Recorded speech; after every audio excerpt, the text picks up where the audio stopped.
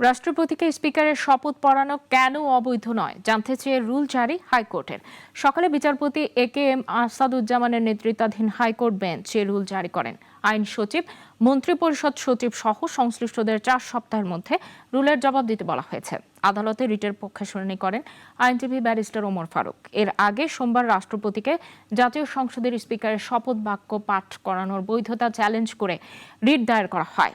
রিটে রাষ্ট্রপতিকে দেশের প্রধান বিচারপতি শপথ বাক্য পাঠ করাবেন মর্মে নির্দেশনা চাওয়া হয়। গীতিকবি ও সংবিধান বিশ্লেষক শহীদুল্লাহ ফরাইজি এই রিটটি দায়ের করেন। নেপাল, ভুটান, শ্রীলঙ্কা, আমরা ইউএসএ, আমরা এই সংবিধানের প্রভিশনগুলো, ওখানে যে প্রধান বিচারপতি যে রাষ্ট্রপতিকে শপথ পড়ানোগুলো আমরা দেখিয়েছি, এবং আমাদের জাস্টিস মোস্তফা কামাল উনি যে জাজমেন্ট দিয়েছেন এগুলো আমরা দেখিয়ে গিয়েছি। সংবিধানের 22 অনুচ্ছেদ আমরা দেখিয়েছি। কোর্ট সন্তুষ্ট হয়েছেন এবং আজকে সন্তুষ্ট হয়ে রুলটা ইস্যু করেছে। আশা করি শুভ সূচনা হলো।